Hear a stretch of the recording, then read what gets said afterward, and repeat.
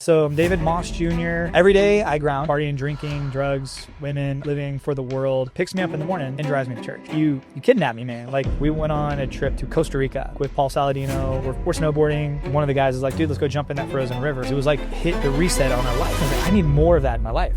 I'm trying to be a disciple that's showing my rivals your love over giving them hatred. I'm trying to be a disciple. What's going on, guys? Welcome back to the Grain of Salt podcast, the #1 podcast empowering believers to be the salt of the earth. I have a very, very special guest here today. I met this guy a few years ago. When I met him first, he told me he was doing social media, and we connected super heavy. He's an awesome father. He does social media, health and wellness space, and he's just an awesome guy. Give it up for David Moss Jr. What's up, man? Thanks for having me, brother. Let's go. Dude, guys, we are sitting in an awesome space that is in David's home, actually. And this is probably my we were just talking about this off camera, but like my favorite studio I think I filmed at, like, period. Like, this place is awesome. It was a labor of love. So this room about a month and a half ago was the room in our house where everything just went to die. Boxes were piled in here. Mail was piled in here. It was just the room that when we had company over, we would just bring it all in here, shut the door, and no one had to know. So one day my wife was like, we need to clean this room out. And we started cleaning it out. And I'd been working from the kitchen table, doing all my work from a laptop at the kitchen table for the past pretty much 2.5 years. And as we got it cleaned out, I was like, man, I could really turn this into something special. So she's like, hey, take it, do whatever you want with it. And a lot of what you see in here is her doing. Like, she picked out the right stuff. And I got to learn how to put up sound dampening walls and slot board and all the stuff that you see around here, the lighting, everything. And it's been really fun. It's turned into like one of my favorite rooms in the entire house, and a great space. Me and my kids come in here and do our devotions in the morning. Wow. Do our Bible studies in here. It's just a nice, clean space where it's just a nice, clean space where we can just really relax. Wow. And unwind. You do devotionals with your kids every morning?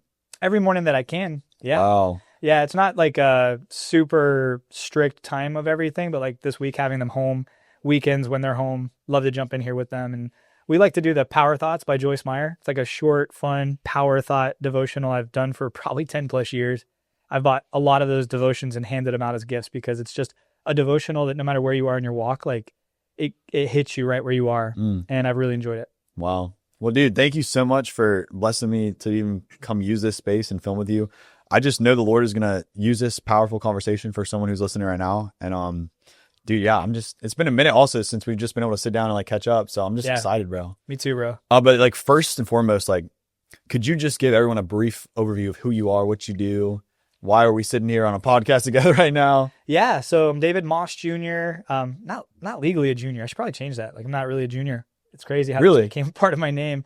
But yeah, so I'm David Moss Jr. currently, and I am a father of 4, developed my relationship with Jesus at 21 years old after living a really heavy sin-filled life. My wife was the first person in my life to really witness to me and do a devotional with me and plant seeds in my life, which led me to Christ. And I'm super grateful for her. Married her when I was also 21 years old.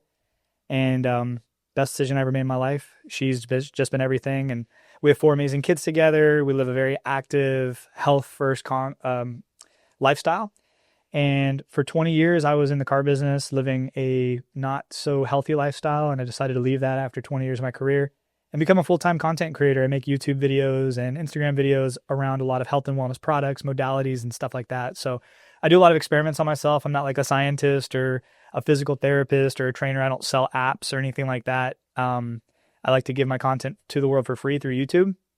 And I get to work with a lot of awesome brands. I work with about 60 different brands, showcasing some of their products, how they work, getting behind the scenes tours and stuff. It's a really cool lifestyle. And I also get to sprinkle Jesus into every piece of content I make. I don't have any boss telling me or a board telling me that I can't. So I'm living a really blessed life, and I'm super grateful for that. Is like the sprinkling Jesus stuff, was that something you started? Like, is that something that you had in your mind the whole time that you were doing content? Oh yeah. Is this something that's like more recent? Yeah, no, the first time I ever made a video, like public videos, was my drives on the way to work. I would share kind of my devotion and I would post it to Facebook. It was before my Instagram was private, or before my Instagram was public. But on Facebook, I had a lot of friends and family from the car business and stuff. And I was like, man, like we all need a little more Jesus in this world. So I would just share my devotions on the cars, like on my trips into work. People really liked it. people were sharing it. And it started out that way. It started out just really sharing my devotion, sharing my heart, sharing my testimony, and getting a little vulnerable on camera. And it became really natural for me. So then when I started talking about my health and wellness and things that I was doing, it would just became natural to also sprinkle in, like, you can't be healthy physically without being healthy spiritually. Wow. Yeah. So I know you've mentioned it quite a few times, but I would love to ask you how health and wellness has changed your life. Yeah. And have you always been like on this health journey? Like, what does that look like for you? So it's funny. A lot of people in my family aren't the healthiest, but my dad always was. My dad was always moving. My dad, we may not work together, but I looked up to him so much as a kid, and he definitely set a lot of things in motion for me. We would go on like vacations. We would go, and he worked a lot. So like when we go on vacations, you would expect he would just like crash and want to just sit on the couch or, just relax. But no, he would always want to get up and walk. He made like the 10 to 20,000 steps a day thing popular in my mind before anyone ever spoke about it. Oh, wow. So seeing him like not settle and just always move made me feel like that's what I want to do too. Like even as a young kid, we would go on family vacations and like we would go to the gym together. I'm talking like when I was 12, even younger. You were so we would work out. And I never, we moved a lot. And I think that's one of the things that I if I could wish anything was different as a kid, like I maybe wish I stepped into sports more, because I enjoy sports, but I never played them because we moved a lot.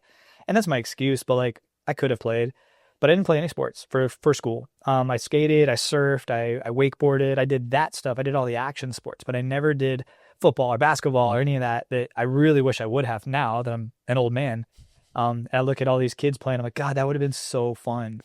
But I never played sports, but I always stayed active. I always skated. I skated everywhere. I fished a lot, so I was always on my feet. I didn't really get into the video games. I'm 37 years old, so I think like maybe I was just on the other side of video games. Okay. We had them. My younger brother had them, and we would play. And I would play, and I would get so angry, I'd throw the remote. Like it was, but because he was so good at it. And yeah, like I think I just missed the video game craze where like there was something that captured you and brought you inside. But even on those moments when I was a kid, like we would play video games for like 30 minutes and then like, all right, this is boring. Let's go fishing. Yeah. All right, this is boring. Let's go outside and play some two-hand touch.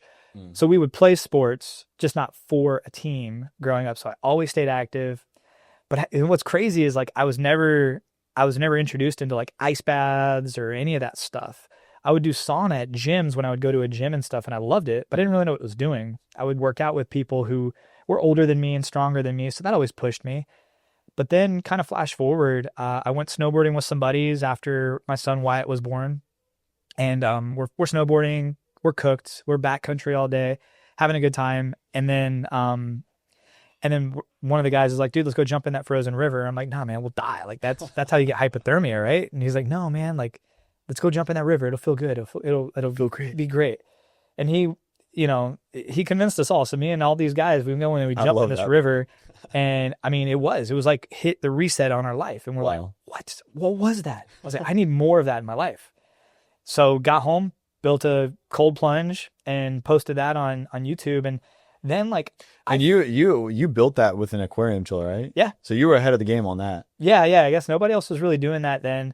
And I had built fish aquariums when I was younger. I had a saltwater aquarium and I had a little chiller. So that's kind of what gave me the idea is like, isn't that so cool how divine the Lord is? Like, yeah, use that for your future. For sure. That's so cool. Absolutely. Cause like I always loved fish aquariums, got married. My wife isn't a big fan of fish aquariums. So that's why I don't have them now. But I had them from the time I was a tiny kid. I always had a fish aquarium. Wow.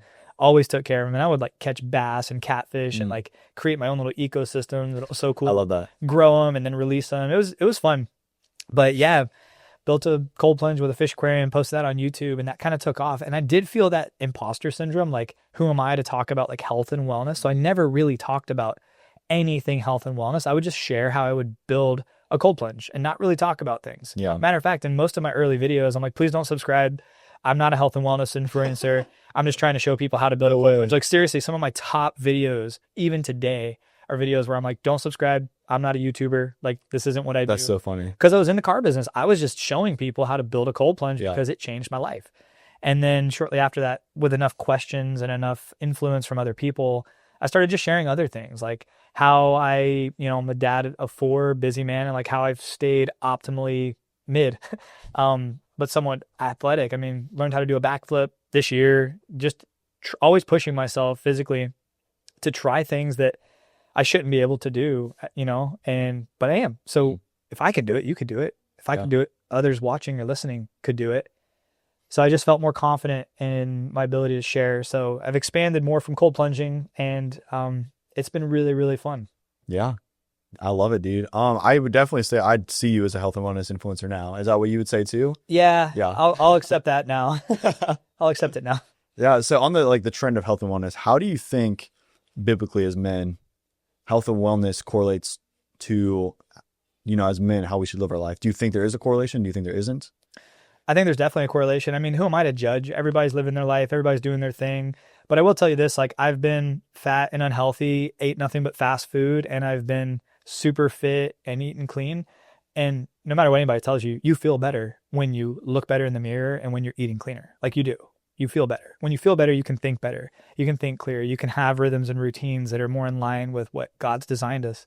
I actually just did a video where I studied Eden, going back to Eden, like what was life in Eden, and can we live life like that now? Like, obviously sin is in the world and all of that happened, but like, can we live the way God designed now? That's good. And the answer is pretty much yeah. Like, pretty much yeah. Circadian rhythm, the rhythm of the sun rising and setting, when we're supposed to sleep, when we're supposed to wake. Can you tell me about this? I don't know much about this. Yeah. So God created circadian rhythm. A lot of this woo-woo stuff that people think is like woo-woo and witchcraft is not. It's like, it goes way back to the beginning of time when God had the sun rise.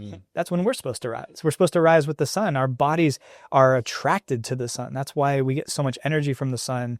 And that's why we need light. That's why we're attracted to light.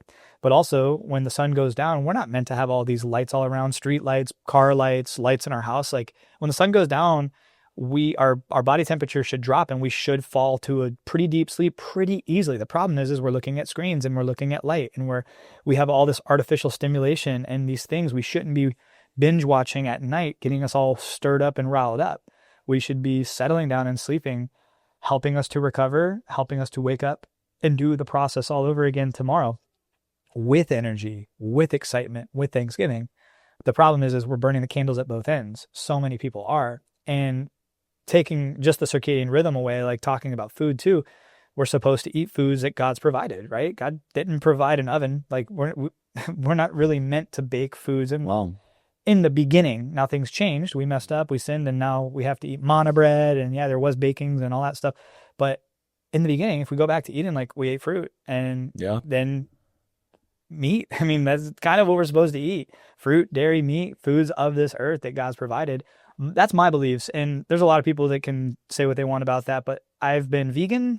I've done juice cleanses. I've done paleo. I've done every fad diet you could think of. And I gave it my all. The only diet that makes me feel good and seems replicable and sustainable is really, it's called the animal-based diet. I guess that's what it's called. I think it's called God's diet because there's nothing on there that's fully animal-based. It's what God's provided. So what does this diet look like? Meat, fruit, dairy, honey, salt. Love honey. I mean, right? Like, these are the foods that we all love, and you can eat as much of them as you want and you'll feel phenomenal. But we've been like told not to drink dairy, and fat is bad, and honey is a sugar, and fruit's too sugary, and blah, blah, blah. All I know is, like, when I eat as much meat and fruit as I want, I get leaner, I get stronger, I get clearer, and I feel better. I love that. I'm going to start. Yeah, because I know for me, I've tried doing more of a diet like that, but even still, there will be some of that processed food that I'll eat, and you feel it, man. It's easy. I mean, look at me. I'm drinking a new tonic right now. This isn't God provided. So if you try to, like, just, I mean, it's not balanced, but it's like, if you try to lean more on the cleaner side more often, like, I call it 80-20, like 80% of the time, eat meat, fruit, like, eat clean foods. 20% of the time, go have a Reese's peanut butter cup. Go have an Eggo waffle. Do whatever you want. Make yourself happy. But think about the last things you ate. If the last, like, 5 things you ate haven't been clean, maybe that next thing shouldn't be an Eggo. Yeah. Maybe it shouldn't be whatever your guilty pleasure is. Maybe you should be like, dang, man, I probably should just turn on the grill, cook some chicken, cook some steak, cook some burgers, not have a bun, and just eat as much meat as I want and fruit. I actually did a 7-day experiment, 7 days eating 3,000 calories a day of nothing but meat and fruit. I lost 12 pounds. What? And I became 3,000 calories is a lot too. It's a lot. Yeah, the math doesn't make sense. And that's why, like, I'm not going to argue people on like the calorie in, calorie out thing, but like I ate 3,000 calories a day and I lost 12 pounds in 7 days. Wow. I don't have that much weight to lose. And I got swole. Like I got lean. Oh man, it's sustainable, but like I have 4 kids and we're making pies right now. Like that, They are making pies right now. Yeah. and I'm going to eat those pies. But like it's really just like, what do you want? Like, what do you want to feel cleaner? Do you want to feel more clear? Then eat foods that your body doesn't have to spend a ton of time processing and wondering, hey, what is this? Yeah. So apart from the circadian rhythm, what are some other like practices? Cause dude, I want to just learn about all this stuff that I don't have knowledge on. I know you ground a lot. Yes. I've been with you at camp. We served together at a camp, and every day started with grounding with the sun. Yep. Like, what are some of these other practices that we've lost as humans that you do that you think that like we should all be partaking in? Every day I ground. So I'm barefoot all the time. I'm usually shirtless. I put a shirt on for this podcast, but it's not because I'm super fit. It's because like I don't like need to wear a shirt. I'm not going out in public, like into a restaurant or something like that. So, and I love the sun. Like I live in Florida. Like we embrace the sun here. We don't wear sunscreen. We don't wear hats. We don't wear sunglasses. We embrace the light. We embrace the sun. The more time we get with the sun from the second it rises to the second it sets, especially in the first half of that, the easier it is for us to sleep, the easier it is for us to recover, the easier it is for our body to actually produce the hormones we need to live an optimal life. Like we need the sun and we need fat, but we also can like grounding is an interesting one because I know when I'm barefoot walking through a forest, I feel something. It almost feels like the Holy Spirit. You know, when you feel the Holy Spirit and you get like tingles, you get the tingles through your body when you really feel it. I feel that way when I'm walking through the woods barefoot. Wow. When I'm walking in my yard barefoot, I feel it, but it's not the same as when I'm like walking through the forest. I did some research. It's actually called forest bathing, and it's actually medically prescribed in China. Like if you go out into the wilderness in China, Interesting. and you're sick, they don't like prescribe you drugs. They say you need to go do some forest bathing. Interesting. Yeah. Wow. And there's a lot to that. I'm not the kind of person who needs to educate anyone on that, but like there are these things called negative ions, which we feel better when we're around, like waterfalls, the rain, the ocean, the forest. We feel this connection. We feel this cleansing almost. Interesting. It's almost like it takes all the positive ions out of our body, which we get from all this, all this electricity that's always around us and all these outside influences on our biology and our body. So when you can disconnect from that stuff, and I'm talking like leave your phone and go walk through the forest for an hour, you'll feel different. You should definitely feel different. If you intentionally think about it, you should definitely feel different. Yeah, that's crazy you bring that up because I've never processed that before, but I went to North Carolina a few months ago. Start every quiet time, no phone, just out on the porch, just in the mountains. And it was genuinely like one of the best experiences of my life for that week, just being with the Lord up there.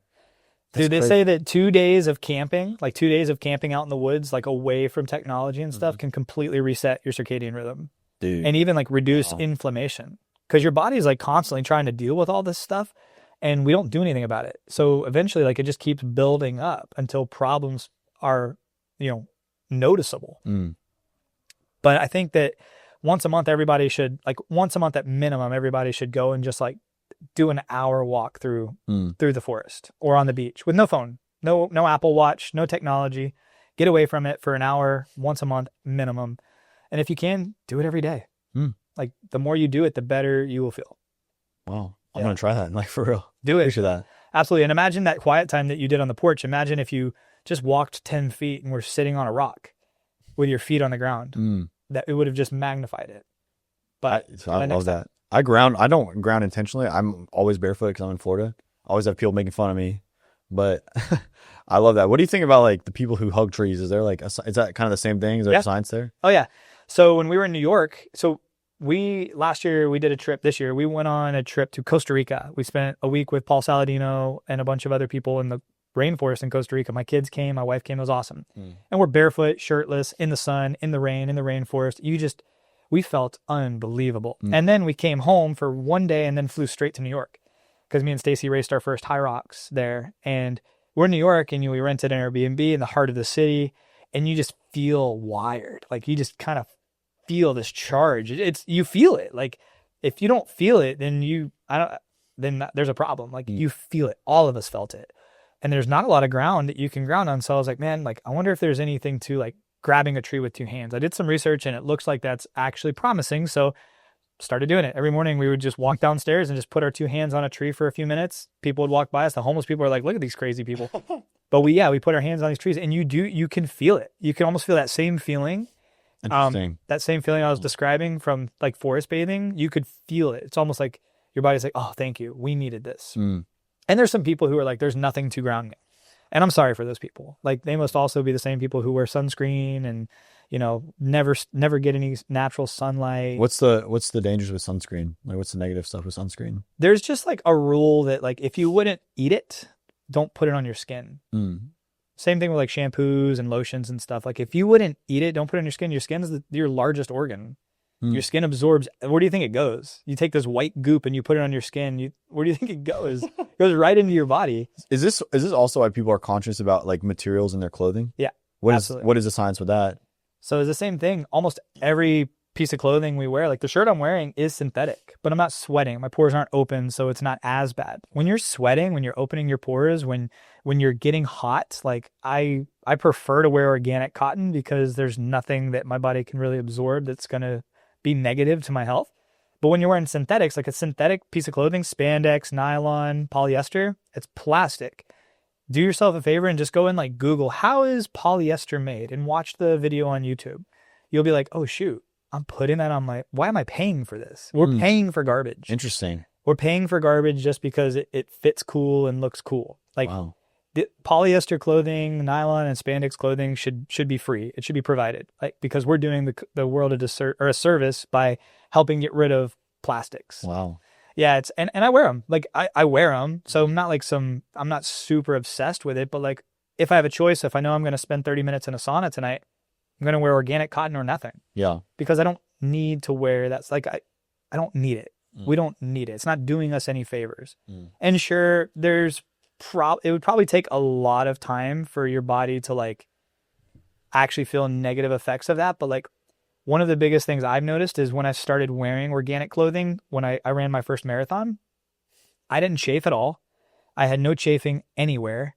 I didn't get uncomfortably hot. And I realized that when I was training and I was wearing polyester tight compression shorts, like I would chafe more. I would get irritations where it was touching my skin, and it just felt different. So it's like, if I'm feeling different, I should probably do something about it. I love that. Thank you for sharing that knowledge with me. Yeah, I appreciate that. I'm going to definitely want to do more research on that as well. And none of this is medical advice. I'm not like a doctor telling you guys what to do. I'm just telling you what I do, what my family does, and how it's changed our life. Like it really has. Yeah. That's awesome, dude. I know a little bit more about you than the viewers, but is there any way we could jump into like kind of your testimony? Yeah. About like how you came to know the Lord, and then even like, I would love to talk about the car stuff. Yeah. I know that's a huge part of like 20 years, taking a big step of faith and leaving a really secure job, a really great position to then go and step into uncharted territory with content creation. No, absolutely. Definitely scary. Every day it's still like, I can't believe this happened. I can't believe it's been over 2 years. God's provided for me in incredible ways. But let's take a step back. So when I was 15 years old, my dad asked me what I wanted for my birthday, and I said a job. Like that's what I wanted. I wanted to get into the car business and work with my dad because I got to watch him basically go from nothing to a rock star in the car space really fast. Like when I was born, we lived in a 1-bedroom apartment. My dad was a popcorn vendor in SeaWorld, and my mom was a waitress. Wow. We had nothing. Lived in a 1-bedroom apartment. My brother came along, my sister came along, and then my dad was like, I got to start making a little more money to provide for these guys. He got an opportunity to sell cars for a gentleman in Kissimmee, and it was a perfect little duo, grew really, really fast. And then my dad got all these great opportunities, started his own dealership. That's his story. Leads me into mine. When I was 15 years old, I asked for a job, got a job working in the back parts department, and I got into the car business. What I didn't know is when I was getting into the car business that it is like a different world. And most businesses are. There's a lot behind the curtain that people don't really get to see. But, you know, I was encouraged, not by my dad, but like from the people I was working with, I was encouraged to, you know, do house parties. I was encouraged to live a pretty crazy lifestyle at a young age, not at 15, but when I turned 16, 17, 18, 19. So partying just became a part of life, like partying, drinking, drugs, women, all of that, living for the world. had no idea who God was, had no idea who Jesus was, and I didn't really care. Until I met my wife at 18 years old. She was the most beautiful thing I ever saw in my life. And she wouldn't date me. She wouldn't hang out with me. She wouldn't do anything with me. And I was confused because usually at that time in my life, I was used to getting my way. Like if I saw a girl I was attracted to, I didn't struggle pursuing women. And it's not that I'm saying that in a boastful way. I'm saying that in kind of like a sad way. Like that was the lifestyle I was living. And to me, it was like, this is what I'm supposed to do because I'm good at it. But she wouldn't have anything to do with me. And it confused me. So I was trying to figure out how can I like get her attention. And I noticed she always had this book that she was reading every morning. And she seemed to like really like it. And she would just read it every morning. So one day I was like, hey, what are you reading? Because we worked together. She got a job at the dealership. I was selling cars. So I got to see her all the time. I'm like, what are you reading? And she's like, it's my devotional. I didn't know what that was. And I was like, oh, yeah. I like devotional. And she's like, yeah, okay. So she's like, you want to do it together? I'm like, yeah, I would love that. So she did. She read her first devotional to me. And it was in a way because like I was raised somewhat Catholic. Mm-hmm. So like we'd go to mass every once in a while. And it wasn't like a fun, enjoyable experience by any means. Nothing against that, but that just wasn't the life I wanted to live. And when she shared her devotional, it was like in a way that I could understand. I was like, oh, this, like that was talking about Jesus. And she's like, yeah, that's what a devotional is. How awesome is it that your wife at that point was like, she didn't want anything to do with you, but she wanted to share the gospel with the love of Jesus with you. She was a light. And I think that's why I was so attracted to her is because she just was a light. Like in the car business, there wasn't a lot of that. In any business, there's probably not a lot of that. So when you see the light, you are attracted to it. Wait, I have a question because I've been thinking about this. Like, I believe that like Matthew 5:14, which is, a city set on a hill, that light will be seen. I feel like even in my life, I've noticed this, but people with the Holy Spirit, there's just something different about them. They have an aura about them that people just can't help but question. Like, do you feel like you saw that in her? Or like, 100%. Yeah, I didn't know what it was at the time. Yeah. Now I know for sure it was the Holy Spirit just screaming like, hey, this is your wife and she is going to attract you until you come to know me. Wow. And until that happens, you guys aren't going to have a relationship like you think. And I know that now because I know our story. I didn't know it at the time. I was just in pursuit. I was like, all right, something about this girl has got my attention. I got to have more of it. I got to figure this out. So she started doing her devotional with me every once in a while. Once again, it wasn't like every day. We didn't have it planned. We didn't work the same schedule, but every day that I had the opportunity and I was able to catch her doing her devotional, she would read it to me. And I didn't know this, but she was planting seeds. Like seeds were being planted in my life. And I was still living a wild, crazy life. Matter of fact, every time she would hit me with the devotional and talk to me about Jesus, I would hit her with, oh man, last night I partied and got so drunk and I did this. Like I would share horrible sin-filled stories with her thinking, I don't know, that's what other girls like to hear. They like the bad boy. And so kind of flash forward past that, I turned 21 years old. I was in kind of a serious relationship. And the cool thing about our relationship is like when I was dating girls, like seriously dating, because I did start actually dating girls instead of just being a playboy. Yeah. And she would seriously date guys. Like we became such good friends that she would share things with me, like, and ask my advice as a guy. And I would share things with her and ask her advice as a girl. So we didn't know this, but like over the span of like 3 years, we were building the perfect relationship without knowing it. Wow. She was planting seeds in my heart, but we were also like conversing about things that we wanted to see in our spouse. And it was like no strings attached. We were just sharing. And we realized like shortly after that, wow, we kind of want the same things. Like why aren't we dating? Yeah. But I still didn't have a relationship with Jesus yet. I still hadn't gone to church. I still hadn't given my life to Christ yet. But then I turned 21 years old and I moved to Boca Raton to take over a dealership as a general sales manager down there. And it's funny because like while I was down there, I had broken up with a very serious relationship. And that girl's friend kidnapped me and took me to church for the very first time. I said, hey, you want to go play basketball? I'm like, yeah, bro. Like I love basketball. Let's do it. So he's like, all right, I'll pick you up in the morning. Picks me up in the morning and drives me to church. Like we go to church. And I'm like, bro, Keith, like you kidnapped me, man. Like I can't walk in here. I'll blow up, I'll explode. I'll turn into, a flame or something. He's like, no, bro. He's like, plus the pastor's playing with us. So like, as soon as he's done, we're going to go play basketball. I'm like, the pastor? Turns out the guy we've been playing basketball with, who was awesome, was the pastor of this church. Oh, wow. So I'm like, I walk in immediately. I feel like uncomfortable, but immediately I feel comfortable. I feel like, okay, this isn't what I expected. And the message hit home. It resonated with me. I don't remember exactly what it was, but I remember hearing it and was like, that was nothing like any church I'd ever been to. And that message actually made sense to me. Like it felt like he was speaking directly to me.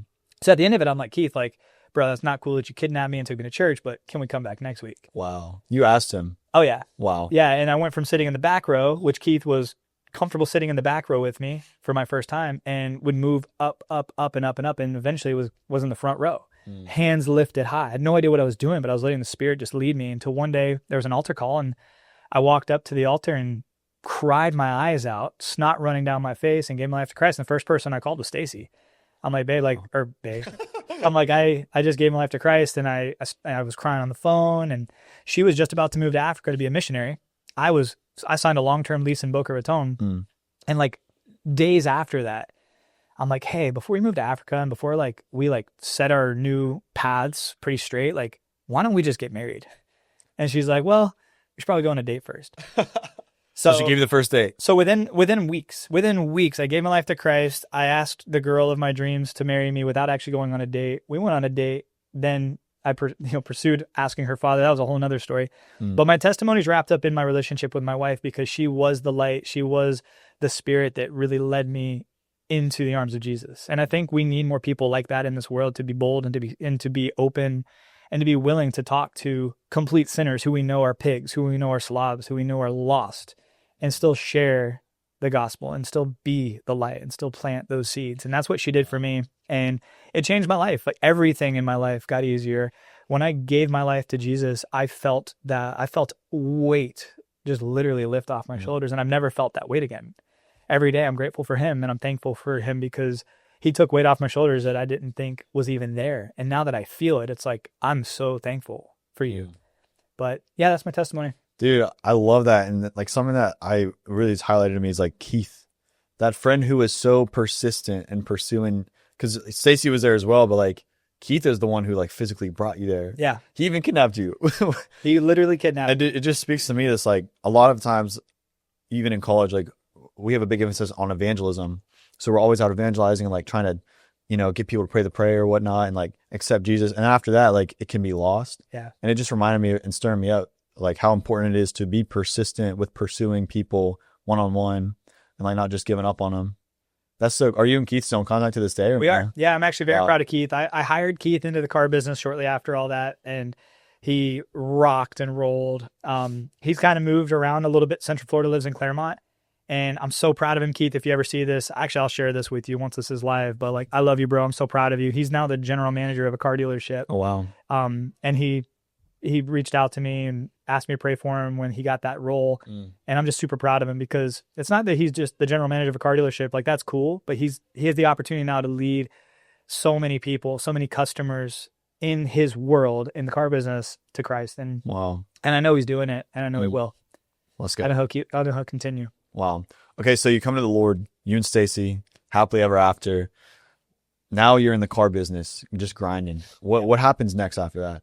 Yeah. So like everybody, I was in a role where I was making great money. I was having a good time. Everything was awesome.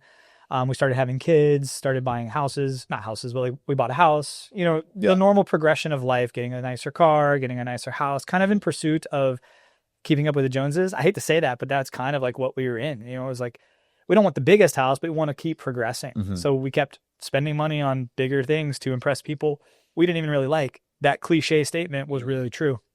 Wow. And I realized that like a lot of my time I'm giving to this business, and like I'm missing so much time with my family.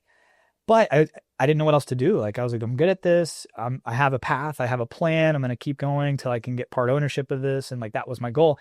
So work towards that, became the general manager of a store, big role, big responsibility, started doing the marketing and the advertising, started getting more responsibility, started helping with other dealerships that were underperforming in our group, and then eventually became the vice president of 4 dealerships. We had 400 employees. Wow. I was doing all the marketing, basically running the company with the help of so many other people. Like, I hate to say that, people are like, I ran the whole company. Yeah. I was the guy who like had to call the shot at the end of the day. Nobody else wanted to call. We had great people, phenomenal people around us. Hired a lot of my friends, people that I've known throughout my life. I just knew were good people, had good hearts, good character, and would work hard. And a lot of them are still in the dealerships, and a lot of them are leading the dealerships, and I'm super proud of them. But I felt like I reached the peak. Like if someone climbed Mount Everest, it's like, okay, where do I go now? I've already reached the peak. So I was a VP, big role, big income, everything was great. at a young age. And then I just kind of like lost the love of it, the pursuit. I lost the thing to pursue. And as a man, like I feel like you need something to constantly be pursuing. You need to hunt. You need to work hard. And like I developed systems with the people. We had everything kind of down where like there wasn't really anywhere else we could grow. And then I know people might watch this and be like, there's always places to grow. Yes, you're right. But to me, it was like we'd kind of reached the peak. Things were growing really, really well.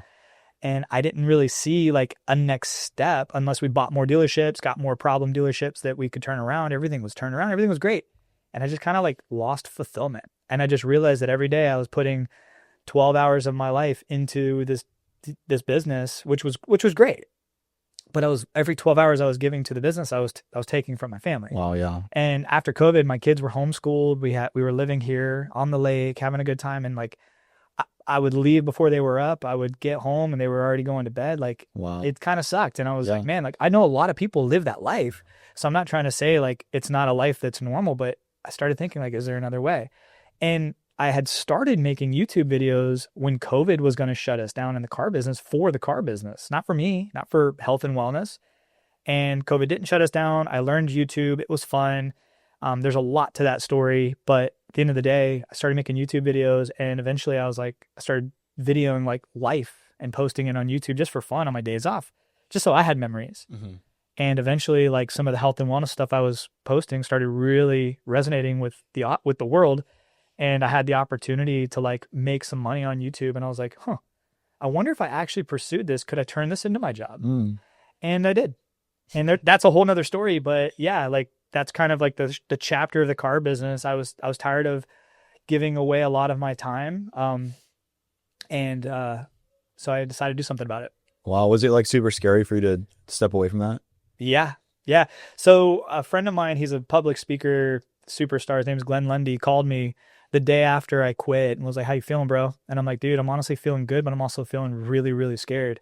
He said, I want you to flip open your Bible. And we went into the book of Peter where Peter walks out, not the book of Peter, what am I talking about? Peter's story where he walks out on water. Yeah. And he's like, let's read through this. And we read through it together. And he's like, notice how when Peter stepped out of the boat, he was confident. He was maybe even a little cocky because he saw Jesus standing on the water. He's like, okay, I can do this too. So he steps out of the boat, and as he's focused on Jesus, he's standing on water. Yeah. He's walking on water. It's great. But as soon as he saw the wind and the waves and he took his eyes off Jesus, he sank. He said, just keep your eyes on Jesus. Wow. Like, don't worry about what the world's doing. Don't worry about what other people are going to say about you. Don't worry. You're on a path right now. He's like, I feel it. He's like, I support it. I think you're going to crush it. Just keep focused on Jesus and let him lead you. And that's my mission every day. I just want to keep focused on Jesus, because the second that I start looking at finances and trying to control everything is the second it all starts falling apart. So here we are 2.5 years later. Dude, and I love that so much. Yeah. I was at a Bible study on Monday, and we were reading through Acts 27, and dude, this like slapped me in the face. But Paul is basically on a ship, and they're about to get destroyed by the storm, and he knows it's coming, and he's just around these men, and they're losing hope. And then the Lord sends an angel to Paul and says to him, don't worry, Paul, I'm going to bring you to Caesar. So the Lord had a plan to get Paul to sit in front of Caesar at the time. And so he doesn't tell Paul how he's going to bring him through it. All he says is he promises him, I'm going to get you through this. And so Paul goes to the men, and in Acts 27, verse 25, he says, so take heart, men, for I have faith in God that it will be exactly as I have been told. And maybe some of us haven't been like given direct words from God, but like we have the words of God. We have his word, his Bible. And dude, he promises that he's going to take care of us and that he's going to get us through. And if he's made us a promise, just like to David, like he promised David the kingdom at age 15, he didn't step into that for like 15 years. And he went through a lot of hardship to get there, but he still received the promise from God. And that makes me think of even your story. It's like, dude, you were just having faith in the Lord, and it might have been scary, but you knew he was going to provide for you, for your family. And that's exactly what he did. I have never gone without. Like, I don't know what it's like to go without. And I can tell you the only times in my life where I felt close to going without and losing everything was when I was trying to control everything myself. And I feel like we do that. You know, we follow the guidance of those who've gone before us, which are usually our parents and our friends and our relatives. And I'm not saying that's bad, but I'm saying sometimes that's not the greatest advice. Like sometimes it's not, you know, and nothing against my parents or anything like that. I'm just kind of speaking in generalities, but like, I was subject to a lot of people at a young age that were like, hey man, like invest as much as you can into a 401k. That way you can retire when you're 60. What kind of life is that? Like, I don't, to me, that just doesn't make sense. It wasn't really a life that I wanted to live. It seemed like the life everybody else just kind of assumed is the life they're supposed to live. So they just started doing it and telling everyone else to do the same thing. Wow. Yeah. So, you know, if somebody looked back and looked at like my finances, they'd probably be like, bro, like that's kind of scary. That's crazy. You have 4 kids, you got 2 homes, you got all this stuff going on. I have not gone without since I gave my life to Jesus. And I don't say that boastfully. I say that with complete faith that he has always provided. Even when like brands are like, hey man, we're not going to renew with you, 2 new brands will step in that I've never even heard of or that I've never even had a conversation with. Like, hey, we want to start working with you, and then sign a 12-month deal every single time without fail. And I can't take credit for that because I can't even pray for that.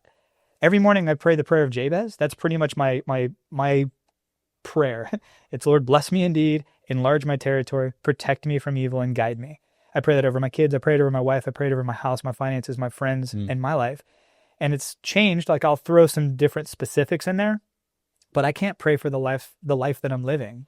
I can only give credit to God because I could have never even asked for it. I would love to, like, you're bringing up your family. I'd love to pivot to, like, if I could ask about your relationship with your wife. Yeah. Because, like, dude, as a young man, 21 years old, marriage is definitely something that's on my mind a lot more right now. Like, something that I love about your relationship with your wife is I feel like you guys are kind of, we talked about this earlier, but like you guys built together. You guys are in it together. Like, what is that relationship like? And do you have any wisdom you can give me about like dating and marriage? Yeah, absolutely. So obviously the biggest key is like having a foundation built on Jesus. And I wasn't ready for it. I would have married her at 18 if she would have said yes, but I wasn't ready for it. I needed that foundation. I needed to have my Savior in order. And other than that, I think everything else you can build together. I think a lot of the younger generation saw what their parents went through. There's a lot of divorce. Like my parents are divorced. There's a lot of that. So I think that kind of scared a lot of people away from marriage. And that's why I have so many friends that are in their upper 20s or they're even in their 30s right now who aren't married. And they're like, man, I want to get married, but like, I'm scared. Like, I'm nervous. And it's like, you know, I don't really know what to say. Like, I knew who I wanted to marry when I was 18 years old. I just had to prepare for it. I wasn't prepared financially. I wasn't prepared, you know, in any big way. But I think a lot of us, I thought a lot of this, the younger generation, especially your generation, like feels like you need to be prepared more. Like, let me get my life in order and then I'll find a wife. I think you build that, you have that foundation built on Jesus, and then you build the life you both want together. If you find someone. And, you know, some people know exactly who it is they should be married to. Like, they can't stop thinking about them. Like, they've been through thick and thin together. Maybe it's someone they went to school with and they just have always had a tight relationship with. I think sometimes we look at a woman and we're like, we have to be sexually attracted to her only. And that's not the case. Like, obviously that's a part of it, but at the end of the day, you should be attracted to the person who calls you out and isn't just a yes woman or a yes man. It should be someone who calls you out in the best way, with love, and brings it back in and maybe even challenges you in a constructive and a productive way, and who wants to build a similar life together. Like, obviously, if you want to have kids and you're dating someone who doesn't really know if they want to have kids, that's not a good start.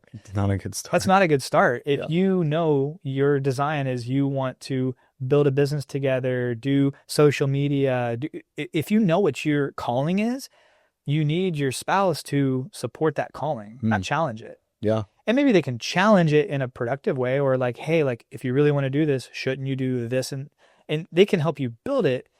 But I don't know, Stacy's always been like, she's always believed in me. Like, we had it made when I was in the car business. We made big money. We had cars, phones, everything, a lot of stuff provided for us. It was great. The perks were awesome. Insurance. And she's always supported me leaving that life. She's like, I was broke when I met you. I'm cool. Wow. Yeah. Talk about trust for a man in the relationship from the wife. That's so beautiful. Yeah. Like, the cool thing too is like when you've gone without early on in your life, like, I think the biggest scare I have is like, I have friends who are very successful. Like, they make great money. They have it all going on for them, and they want to get married, but they're afraid because they're like, man, like, I don't want someone who wants to marry me just because I'm who I am or I'm successful. And that's a valid fear. Yeah. But I think if I was that person, I would look back in my life and be like, if there was anybody in my life who I just can't stop thinking about and they're still single and we knew each other before I made it, and they always stayed the same. Man, that's a combination. Like that's a person to pursue because they've stayed with you from nothing through it all. Wow. Which means they're okay if you don't have it all. And I think that's the question a lot of people ask is like, if I didn't have any of this success, if I didn't have this name, this fame, or whatever it is, if I wasn't as attractive as I am today, or whatever it is, if I didn't have that, would that person still be in love with me? So there's a lot to it. I would definitely love to pray for anybody who's in the pursuit of a spouse, that they have the ultimate layer of discernment from the blood of Jesus right on their life right now. And they know exactly who it is that they're supposed to be with. And maybe that person's not a part of their life yet, but pray for that person. Wow. Pray for the person that will challenge you. Pray for that person that will stick with you when times are good and when times are bad, because it's going to happen. No matter how successful or set up you think you are right now, things may not always be perfect. And just make sure that person you're going home to every night freaking loves you. And I know Stacy freaking loves me, and I freaking love her. Whether we had nothing or had it all, it wouldn't matter. We would have each other. Wow, dude, thank you so much for sharing that. Yeah, man. Is there anything else you wanted to discuss, talk about? You know, we've talked a lot about me, and I just want to tell you, I'm super proud of you. Like when I met you, I didn't know you. We co-counseled some young men at Clash Camp. Yeah, we did. And you were the best co-counselor I could have asked for my first year. Like I had no idea what I was getting myself into, and you being someone who grew up in that world, you were able to really take a guy like me who never went to church camp. I never went to a camp like that growing up. You gave me a great experience, and you helped tee me up to be a good leader of those kids today. And I just want to hear a little bit about your story, because it's not often that someone who grows up around church wants to pursue that and is willing to pursue it on social media. And it seems like that's a route you're going, and you're crushing it. So I want to hear what drew you to that. Yeah, man. Well, thank you. I appreciate that. I grew up in the church my whole life, but I never really knew the Lord until about 1.5 years, 2 years ago. And, dude, I think it all just stems to the fact that he's so good and he's changed my life. And I literally cannot do anything on this earth if it's not for him. And like one day as believers, we're going to stand before the throne room of judgment. Jesus is sitting on the throne room of grace right now. But a day is coming when we will approach the seat of judgment. And even as believers, we're already going to be saved. And it talks about this in 2 Corinthians chapter 5. But even if we're sealed by the Spirit and we're saved, a day is coming when he will judge us and call us to accounts, just like the servants and the Gospels. He will judge us on what we did with what he entrusted us with our stewardship. And that's like our resources, our relationship, our time. And dude, like especially with like all the Charlie Kirk stuff that happened recently, that stirred me up so much to just sit here as like, dude, what am I building on this earth? Because a lot of people build themselves up. And I feel like for a long time I was doing that secretly in my heart with the social media stuff. And I just like, dude, when it comes to that, like the Bible says, are we building up things for earth, which will decay and rust? Or are we building up possessions in heaven? And so, yeah, with everything that I do and that I build, like I just want it to be for the Lord, because he's worth it or worthy of it. He's changed my life. And, yeah, well, like the social media stuff, I've been wanting to do social media since legit I was in like 7th grade. And a lot of it has changed in the past few years from desire of like myself for the Lord. And I've seen that he's given me these gifts and these callings. And like the more that I just like trust in him with it, like he's been opening some crazy doors recently. And yeah, I'm just excited to see like where I'm at in the next 5 years, because I don't dream small. I dream big. And I know that if I just continue to submit everything to him, he will make my path straight for his name. And so, yeah, Let's go, man. That's kind of like the short story of it. But I just, dude, the best feeling in the world is going to be when we get to stand before him and he says, "Well done, my good and faithful servant." That's right. Like that's what we all want to hear, you know? No, absolutely. So what's next for you? Dude, well, I have not talked about this at all on any platforms, but I'm in the process of like trying to scale my personal brand and creating like a Christian ministry brand of sorts. So I'm excited for that. That'll probably be done within the next few months. So if you guys are still listening, stay tuned for that. But yeah, bro, just like want to just keep growing in my relationship with him. I do really feel called to ministry. So just preparing myself now for the future. Cool. A lot of that looks just like studying the word a lot and leading. which is it's cool, bro. But I could ask the same to you. Like, what's next for you, David? Whatever he wants. One thing I learned, and it's kind of an interesting take, is like I have a lot of friends who are pastors of churches, pastors of big churches, big congregations, and they crush it and they're doing so good and they're doing such good work. But God still needs people like us who aren't necessarily standing on a stage, speaking every weekend, leading a church. They need a Keith, bro. They need a Keith. They need somebody who's out there in the mission field, finding lost souls and planting seeds. So even if your call to ministry never leads you to a stage of a church, just know you're doing kingdom work. You're doing the work. Wow. Yeah, bro. Anybody has access on social media, and I see so many pastors today, they don't use that tool for one reason or the other. They don't use that tool. They don't share their gifts with the world. They share it with their congregation. And at the end of the day, there's a big world out there of lost people, and being the light and letting the Spirit lead you and sharing those gifts that God's given you on social media. It's as long as you don't, once again, like we've talked about, as long as you don't do it where it's you boasting about how great you are, as long as it points back to Jesus every single time, I think he will bless it in massive ways. I've seen it and I believe it. So you keep doing what you're doing because you're growing. Your territory is being enlarged. I'm watching it happen. You just keep making great content, and I'm excited to see what God does with you. Oh, dude, I can say the same thing to you, bro. But dude, I just want to thank you so much for making time to sit down and talk. This is such a great timing. Such a good, just like edifying conversation for both of us. So I'm so grateful for you, bro. Grateful for you, bro. I guess we end it. Well, guys, thank you so much for listening. What are your socials? Mine is David Moss, Maus Jr. on YouTube, and D Moss Jr. on Instagram. Those are really the only two socials I spend a lot of time on. And Moss is spelled like a German mouse, Maus. Perfect. You guys should definitely go check them out. But yeah, I hope you guys enjoyed the podcast. Jesus loves you guys so much. We love you. And I hope you guys have such a blessed day. We'll see y'all later. Peace.